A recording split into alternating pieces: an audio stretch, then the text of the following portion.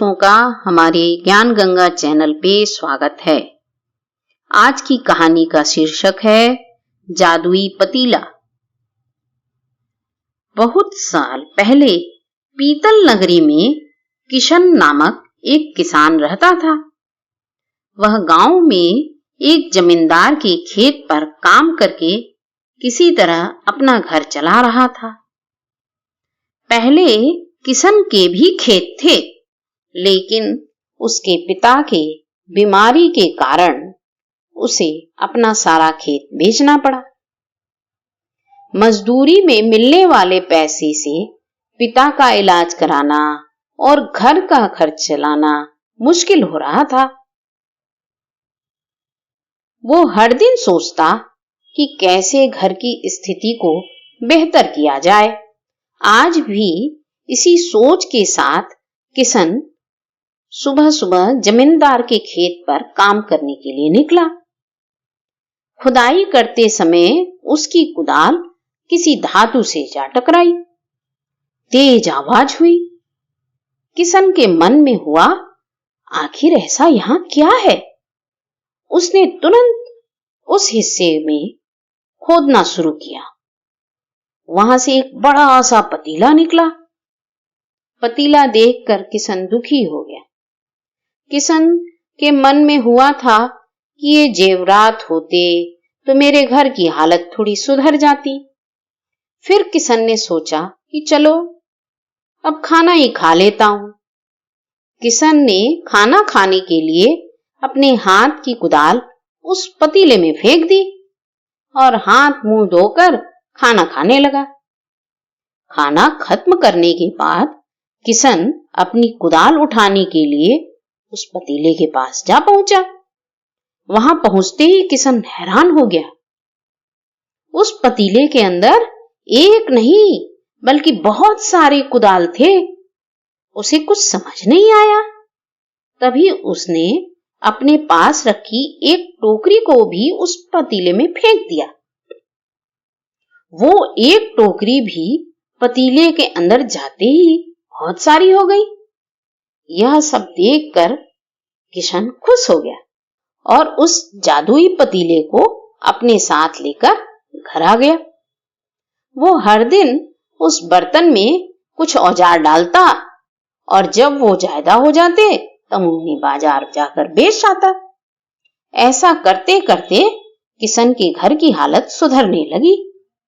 उसने इस तरह से बहुत पैसा कमाया और अपने पिता का इलाज भी करवा दिया। एक दिन किशन ने कुछ गहने खरीदे और उन्हें भी पतीले में डाल दिया। वो गहने भी बहुत सारे बन गए। इस तरह धीरे धीरे किशन अमीर होने लगा और उसने जमींदार के यहां मजदूरी करना भी छोड़ दिया। किशन को अमीर होते देख जमींदार मोहन को किशन पर शक हुआ। वो सीधे किशन के घर पहुंचा। वहां जाकर उसे जादुई पतीले के बारे में पता चला। उसने किशन से पूछा, तुमने यह पतीला कब और किसके घर से चुराया? डरी हुई आवाज में किशन बोला, साहब, ये पतीला मुझे खेत में खुदाई के समय मिला था। मैंने किसी के घर चोरी नहीं की है। खेत में खुदाई की बात सुनते ही जमींदार ने कहा, यह पतीला जब मेरे खेत से मिला तो यह मेरा हुआ। किशन ने जादुई पतीला ना लेकर जाने की बहुत मिन्नतें की, लेकिन जमींदार मोहन ने उसकी एक न सुनी। वो जबरदस्ती अपने साथ जादुई पतीला लेकर चला गया। जमींदार ने भी किशन की ही तरह उसमें सामान डालकर उन्हें बढ़ाना शुरू किया। एक दिन जमींदार ने अपने घर में मौजूद सारे गहने एक एक कर उस पतीले में डाल दिए और रातों रात बहुत अमीर हो गया। एकदम से जमींदार के अमीर होने की खबर पीतल नगर के राजा तक पहुंच गई। पता लगने पर राजा को भी जादुई पतीले की जानकारी मिली। फिर क्या था, राजा ने तुरंत अपने लोगों को भेजकर जमींदार के यहां से वो पतीला राजमहल मंगवा लिया। राजमहल में उस जादुई पतीले के पहुंचते ही राजा ने अपने आसपास मौजूद सामान को उसमें डालना शुरू कर दिया। सामान को बढ़ता देखकर राजा दंग रह गया। होते होते आखिर में राजा खुद ही उस पतीले के अंदर गिर पड़ा। देखते देखते उस पतीले से बहुत सारे राजा निकल आए। पतीले से निकला हर राजा बोलता, मैं पीतल नगरी का असली राजा हूं, तुम्हें तो इस जादुई पतीले ने बनाया है। ऐसा होते होते सारे राजा आपस में ही लड़ने लगे और लड़कर मर गए। लड़ाई के दौरान वो जादुई पतीला भी टूट गया। जादुई पतीले के कारण राजमहल में हुई इस भयानक लड़ाई के बारे में नगर में सबको पता चल गया। इस बात की जानकारी मिलते ही मजदूर किशन और जमींदार मोहन ने सोचा, अच्छा हुआ कि हमने उस जादुई पतीले का इस्तेमाल सही से किया।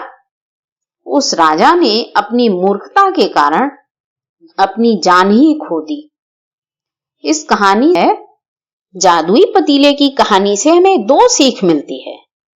पहली कि मूर्खता का अंत बुरा ही होता है। दूसरी यह कि हर सामान का इस्तेमाल संभल कर करना चाहिए और किसी चीज की भी अति हानिकारक ही होती है। यदि आपको हमारी कहानियां पसंद आती हैं तो इसे लाइक करें और ज्यादा से ज्यादा अपने दोस्तों में शेयर करें।